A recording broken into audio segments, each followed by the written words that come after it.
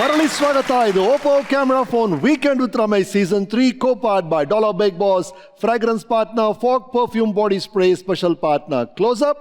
Doctor Vijay Sankesh ಅವ್ರ ಜೊತೆ ಮಾತುಕತೆಯಲ್ಲಿದ್ದೀನಿ. Right sir, ನಿಮ್ಮ ವಿಜಯ ಕರ್ನಾಟಕ ಜರ್ನಿಯಲ್ಲಿ ವಿಶ್ವೇಶ್ವರ ಭಟ್ ಅವ್ರನ್ನ ಹೇಗೆ ಸರ್ ಆಯ್ಕೆ ಮಾಡಿದೆ ನೀವು ಆ ಟೈಮಲ್ಲಿ? ವಿಶ್ವೇಶ್ವರ ಭಟ್ರು ಅತ್ಯಂತ ಅದ್ಭುತ ವ್ಯಕ್ತಿ. ಅವರು ಸಂಯುಕ್ತ ಕರ್ನಾಟಕ ಶ್ಯಾಮರಾವ್ ಗರಡಿಯಲ್ಲಿ ತಯಾರಾದವರು. ನಾನು ಒಬ್ಬರು ಎಡಿಟರ್, ಸೂಕ್ತವಾದ ಎಡಿಟರ್ ನೋಡಬೇಕು ಅಂತ ಯೋಚನೆ ಇದ್ದೆ. ಒಂದು ಪುಸ್ತಕ ಇತ್ತು, ತಲೆ ಬರಹ ಅಂತ, ಸುಂದರವಾದಂಥ ಪುಸ್ತಕವನ್ನು ವಿಶ್ವೇಶ್ವರ ಭಟ್ರು ಬರೆದಿದ್ದು. ಆಮೇಲೆ ನಮ್ಮ ಇವ್ರು ಹೇಳಿದರು, ಬಸವರಾಜ್ ಶೇಡಂ ಪಾಟೀಲ್ರು, ಈ ಹುಡುಗ ಅದ್ಭುತವಾಗಿ ಬರೆದಿದ್ದಾನೆ ರೀ ಪುಸ್ತಕವನ್ನು, ಇವರು ಸೂಟೇಬಲ್ ಆಗ್ತಾರೆ ನಮ್ಮ ಎಡಿಟರ್ ಪೋಸ್ಟಿಗೆ, ಇಷ್ಟು ಚಿಕ್ಕ ಹುಡುಗನಿಗೆ ನಂಬರ್ 1 ಪತ್ರಿಕೆಯಲ್ಲಿ ಕೊಡೋದಾ? ಇಲ್ಲ, I will talk with him ಅಂತೇಳಿ ಅವ್ರನ್ನ ಬರಮಾಡಿಕೊಂಡೆ. ಹ್ಯಾಪಿಯಾಗಿ ಜಾಯ್ನ್ ಆದರು.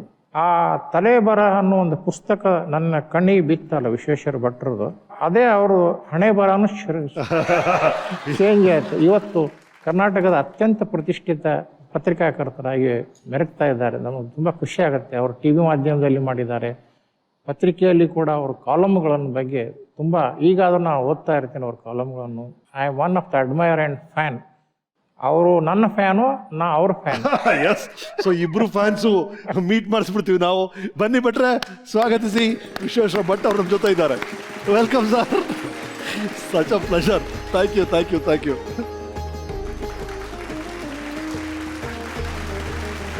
ಓಟಿ ಭಟ್ರೆ, ಈಗ ತಾನೇ ಹೇಳ್ತಿದ್ರು, ಸಚ್ ಅ ಬ್ರೇವ್ ಡಿಸಿಷನ್. ಅಂದರೆ ಎಡಿಟರ್ ಒಂದು ಸಚ್ ಅ ರೆಸ್ಪಾನ್ಸಿಬಲ್ ಪೋಸ್ಟ್ನ, ನಿಮ್ದು ಯಾವುದೋ ಒಂದು ಆರ್ಟಿಕಲ್ಲು, ನಿಮ್ಮ ಬುಕ್ ಓದ್ತಾರಂತೆ, ನಿಮ್ಮ ರೈಟಿಂಗ್ ಇಂಪ್ರೆಸ್ ಆಗುತ್ತೆ, ನೀವೇ ನನ್ನ ಪೇಪರ್ ಎಡಿಟರ್ ಅಂತ ನಿಮ್ಮನ್ನು ಆಯ್ಕೆ ಮಾಡ್ತಾರೆ. ನನಗಾಗ 32 ವರ್ಷ ಅಂತ ಸಂದರ್ಭದಲ್ಲಿ ನನಗೆ ಆಶ್ಚರ್ಯ ಆಯಿತು ಅಂತ. ನಾನೇನಾದರೂ ವಿಜಯ್ ಸಂಕೇಶ್ವರ್ ಆಗಿದ್ರೆ ಖಂಡಿತವಾಗಿಯೂ ಕೂಡ ವಿಶ್ವೇಶ್ವರ ಭಟ್ರನ್ನ ಎಡಿಟರ್ ಆಗಿ ಮಾಡ್ತಾ ಇರಲಿಲ್ಲ. ನನಗೆ ಅವರು ಹೇಳಿದ್ರು, ಅವರು ನೀವು ಎಡಿಟರ್ ಆಗಿ ನಿಮ್ಮನ್ನ ಆಯ್ಕೆ ಮಾಡಿದ್ದೀನಿ, ನೀವು ಸೇರ್ಕೊಳ್ತೀರಾ ಅಂತೇಳಿ ಕೇಳಿದಾಗ ನಾನು ತಮಾಷೆ ಮಾಡ್ತಾ ಇದ್ದೀರಾ ಅಂತೇಳಿ ಕೇಳಿದೆ ಅವ್ರ ಹತ್ರ.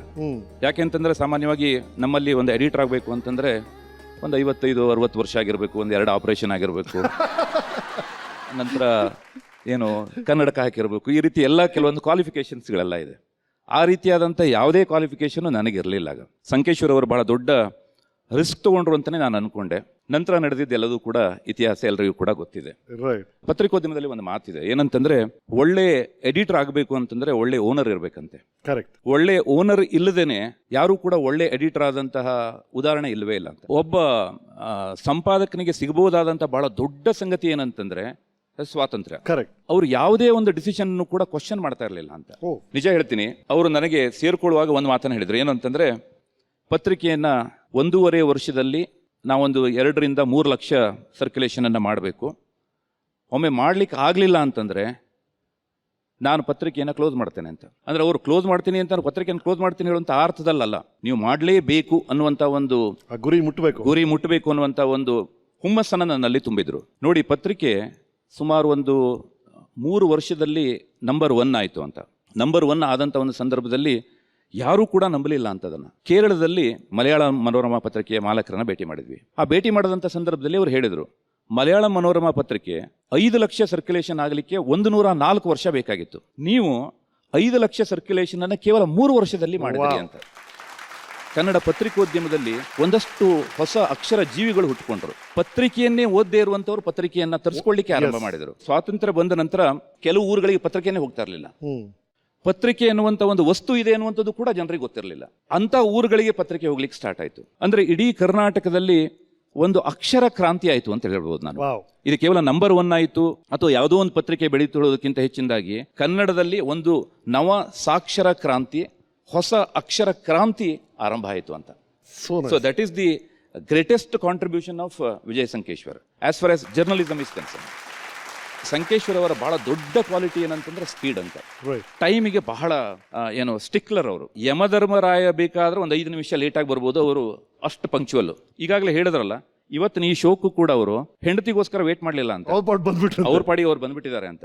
ನಾನು ಕೂಡ ಅವ್ರ ಹಾಗೆ ಆ ಗುಣವನ್ನು ನಾನು ಬೆಳೆಸ್ಕೊಂಡಿದ್ದೀನಿ, ಆದ್ರೆ 90% ಅಷ್ಟೇ.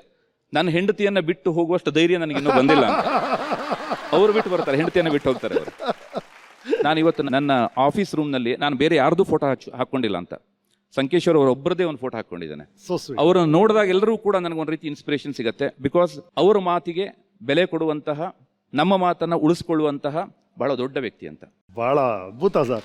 ಥ್ಯಾಂಕ್ ಯು ಸೊ ಮಚ್ ಭಟ್ರೆ, thank you so much, thank you for coming. Right sir, ನಮ್ಮ ವಿಜಯವಾಣಿ ಸಂಪಾದಕರು ಹರಿಪ್ರಕಾಶ್ ಅವರು ಬಂದಿದ್ದಾರೆ, ಸ್ವಾಗತಿಸಿ. ವೆಲ್ಕಮ್ ಹರಿಪ್ರಕಾಶ್ ಅವರೇ. Yes, over to you. ಕಳೆದ 12 ವರ್ಷಗಳಿಂದ ಅವರ ಮಗನ ಬಿಟ್ರೆ ಅವರು ನನ್ನ ಹತ್ರ ಹೆಚ್ಚು ಹೊತ್ತು ಮಾತಾಡ್ತಾರೆ ಪ್ರತಿನಿತ್ಯವೂ ಕೂಡ. ಅವರ ಗೆಲುವಿನ ಗುಟ್ಟೇನು ಅಂತಂದ್ರೆ ಅವರ ಜೀವನ ಈಗ ಹೇಗಿದೆಯಲ್ಲ, ಇಲ್ಲಿ ಏನು ಕಾಣ್ತಾ ಇದ್ದೀರೋ ಅದೇ ಅವರ ಜೀವನ.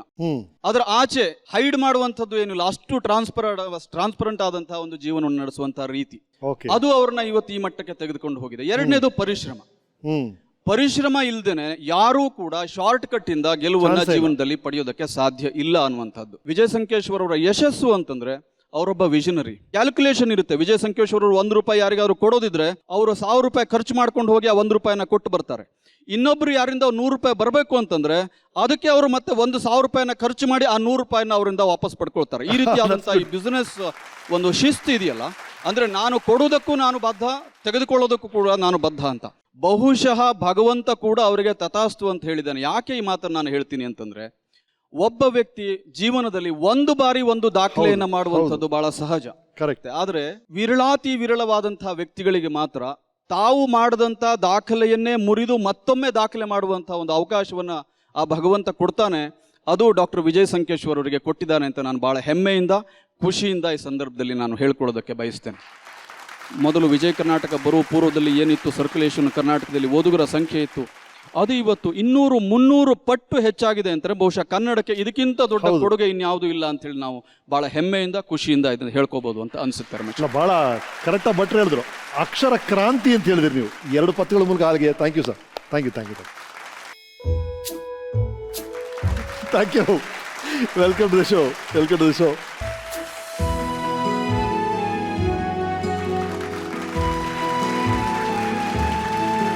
ಅವ್ರ ಕಥೆಗಳು ಚಿಕ್ಕ ವಯಸ್ಸಿಂದ ಕೇಳ್ಕೊಂಡ್ ಬರ್ತಾ ಇದೀವಿ. So inspiring. ಆನಂದ್ ಅವರೇ, ಮೊದಲನೇದಾಗಿ ಈ ತರ ಒಂದು ತಂದೆ ತಾಯಿಯನ್ನು ಪಡಿಲಿಕ್ಕೆ ಒಂದು ನನ್ನ ಪುಣ್ಯ ಅಂತ ಹೇಳಿ ಬಯಸ್ತೇನೆ.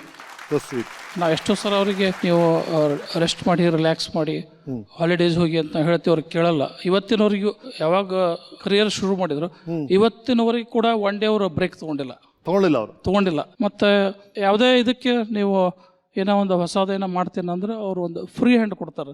ಫ್ರೀ ಹ್ಯಾಂಡ್, ಏನು ರೆಸ್ಟ್ರಿಕ್ಷನ್ ಮಾಡಲ್ಲ, ಅಂದ್ರೆ ಎಕ್ಸ್ಪೆರಿಮೆಂಟ್ ಮಾಡ್ತಾರೆ.